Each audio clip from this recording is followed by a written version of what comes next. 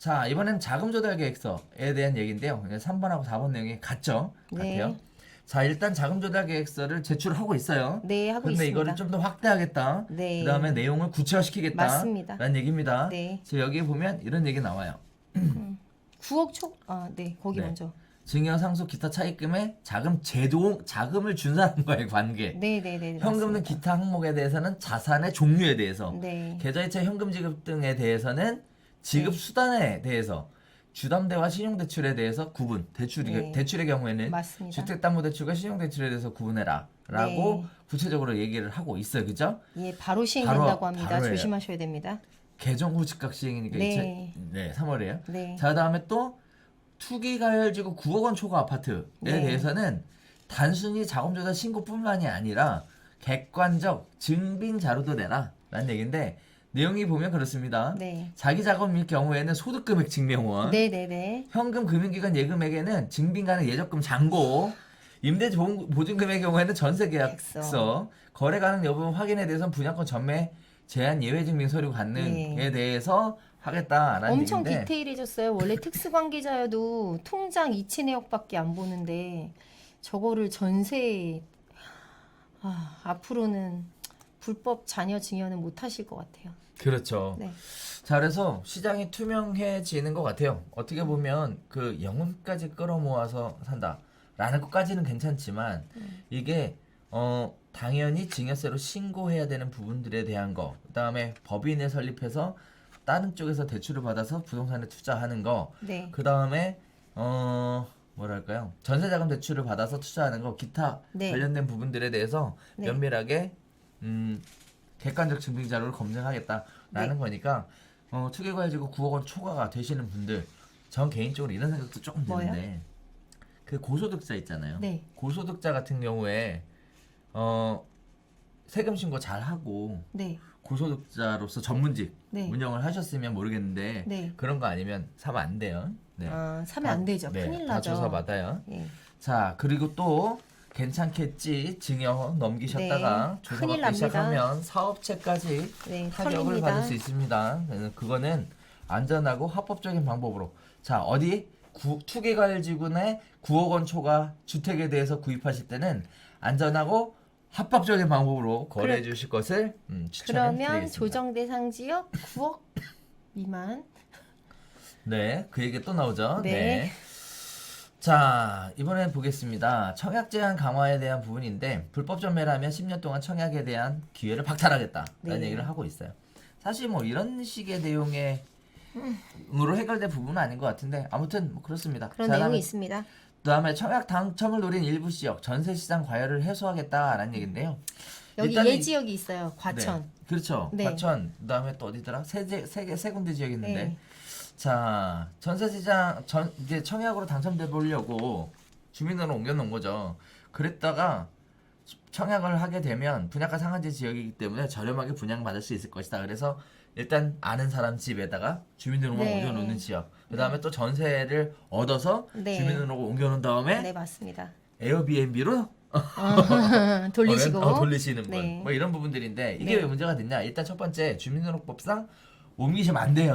거주하고 있는 곳에 주민등록 두셔야 되고, 두 번째, 기존부터 오랫동안 거주하고 있던 분들한테는 이렇게 이상적으로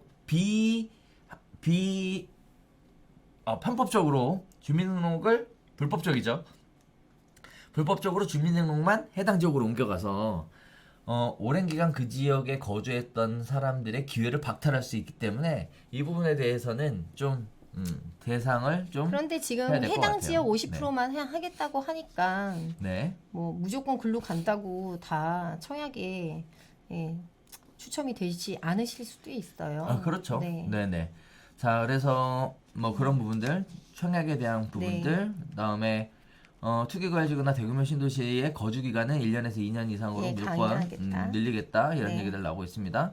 자, 그다음에 청약 재당첨 재당첨 기간이 제한에 대한 늘어난다. 강화 기간인데, 네. 일단 이런 네. 식의 재당첨 제한 대상자, 재당첨 제한 주택이 있는데, 네. 거기에 추가해서 분양가 상한제 주택, 네. 투기과열지구 당첨 10년, 뭐 조정대세 7년 네. 당첨 같은 내용이 추가가 된다라는 네. 얘기 있었습니다. 자, 다음에 임대사업자에 관련된 네. 부분인데 임대사업자는 뭐 취득세와 재산세 혜택을 줄이겠다. 축소하겠다라는 얘기입니다. 뭐 여러 가지 임대사업자에 대한 혜택이 줄어들면서 임대사업 등록을 말소하시는 분들이 지금 등록하시는 늘어나고 분보다 더 있습니다. 늘어나고 있는 상황에 네. 취득세하고 재산세 혜택도 축소한다고 하니까 네. 일단은 임대사업 등록을 꼭 해야 되나에 대한 생각들을 하시게 될 것 같아요. 네. 자, 일단 임대사업자를 회피를 하게 되면요. 개인적으로는 이게 세금은 부담에 대해서 형평성이 맞아야 된다. 임대사업자에게 취득세, 재산세 같은 혜택을 지나치게 너무 많이 주는 것은 세부담의 형평성에 어긋난다. 이런 얘기들 하시는데 저 개인적으로는 사실 이 부분에 대해서 좀 마음에 안 드는 얘기예요. 왜 그러냐면 임대사업자 등록을 하면 임대료 보증금 증액 제한이 5%로 제한이 되잖아요. 맞아요. 근데 이렇게 해버리면 임대사업자 등록을 안 하게 되는 거고 임대사업자 등록을 안 해버리면 세입자의 임대보증금을 계약이 갱신될 때마다 올라갈 수 있기 때문에 저 개인적으로는 네. 전월세 시장의 안정화를 위해서 임대사업자에게 혜택을 주고 거기에 따라서 임대사업자가 임대사업을 할 때 임대료 상한에 대한 제한을 받게 함으로 인해서 가격 상승을 제한하고 거기에 따라서 실수 임대사업 시장 실거주 시장, 전월세 임대차 시장이 좀 안정화됐으면 하는 바람이 있었는데 이처럼 계속 혜택이 줄어나면 혜택을 가입을 할 줄여나가면은 필요가 없어지죠, 임대사업자 진짜. 등록을 안 할 것 같아요. 물론 이런 부분이 있습니다. 과거하고 다르게 이번에 추가가 된 게 뭐냐면 전월세 확정일자를 받기 위해서 주민센터에다가 신고를 하죠. 그러면 그거 다 취합해요. 그래서 내년부터 하고 있었어요. 그러니까 네. 다 취합해서 내년부터 과세거든요. 네, 맞아요. 그래서 임대사업이 두 가지가 있죠. 하나는 임대사업자로서 국세청에도 등록하고 제가 구청에도 정리해드릴게요. 등록하는 거.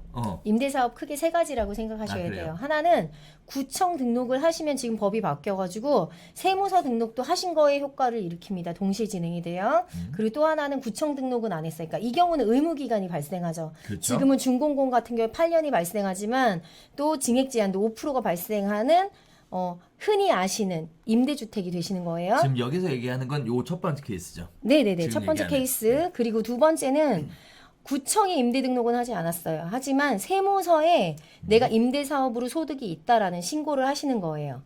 이 케이스가 있고요. 그리고 마지막은 내가 아무 신고도 하지 않고 그냥 임대 소득만 취하시는 케이스인데 이제 말씀하시고 싶었던 게 뭐냐면 내년부터는 요 세 번째 케이스하고 관련해서는 미신고 가산세라는 게 더 늘어나거든요.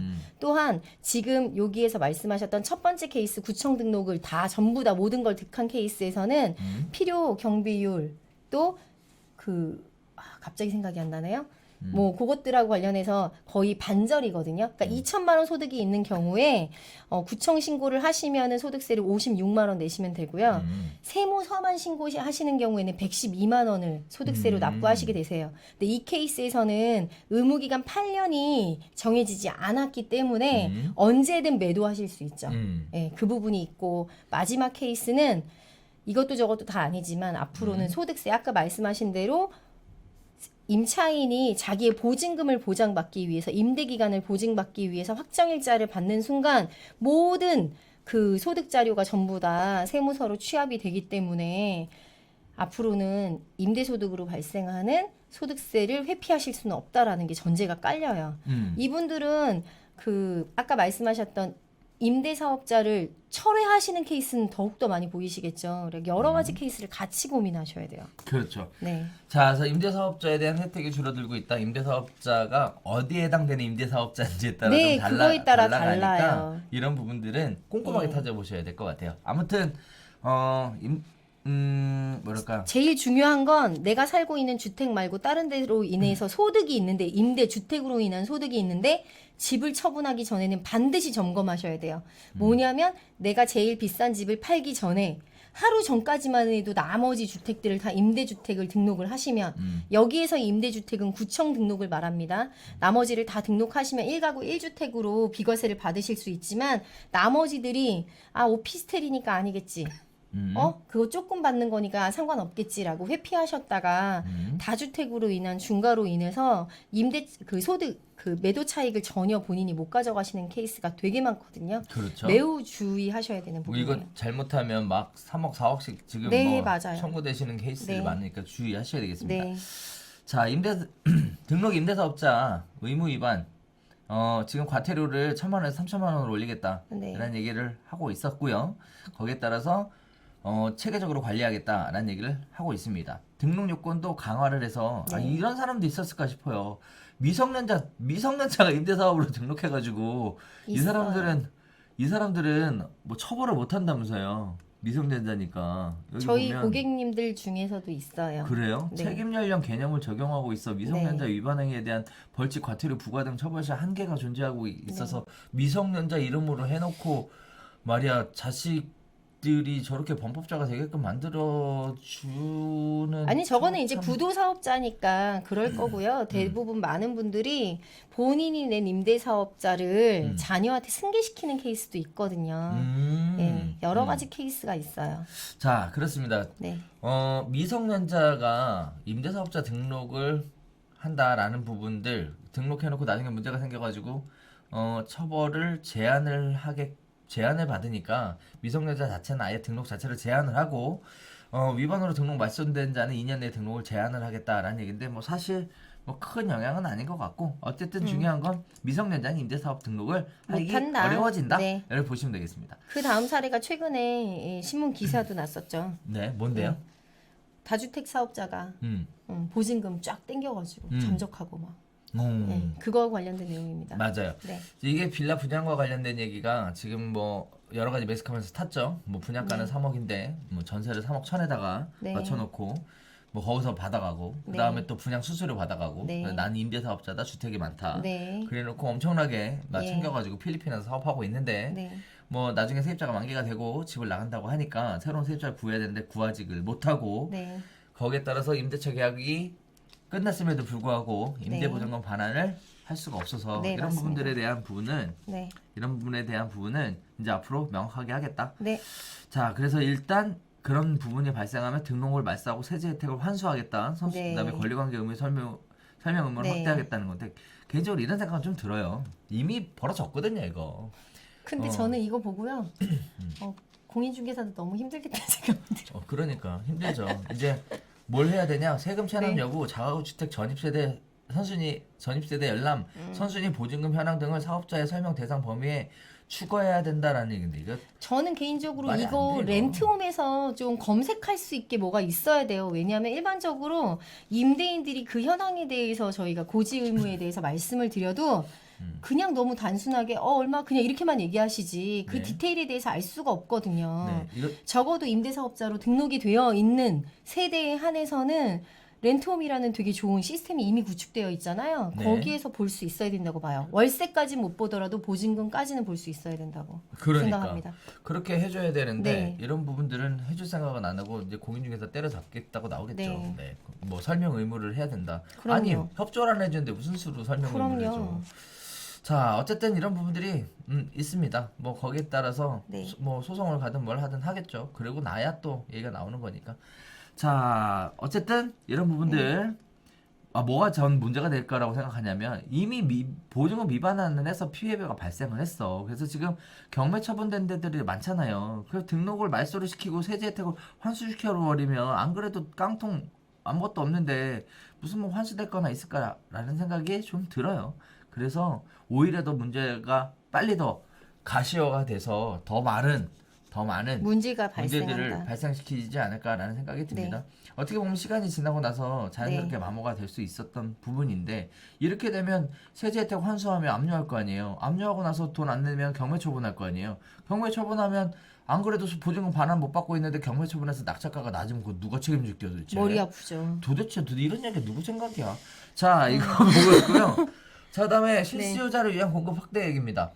자 서울시는 4만 원 공급하겠다 뭐 이런 얘기들 쭉 나오고 있어요. 그래서 용적률 올리겠다 패스트트랙 뭐 어쩌고저쩌고 얘기 나오고 있는데 어쨌든 볼까요? 앞으로 향후 계획 지구지정 완료될 15만 원 2020년 하반기까지 지구에 수립해서 토지 보상을 하겠다는 얘기인데 제가 개인적으로 여기서 하고 싶은 얘기는 이제 공급에 대한 얘기잖아요. 뭐 잘 하시겠죠. 뭐 택지개발지구 지정하셔갖고 3기 신도시도 하고 하셨으니까 문제는 토지 보상금 어디로 걸려나 그게 궁금하긴 합니다.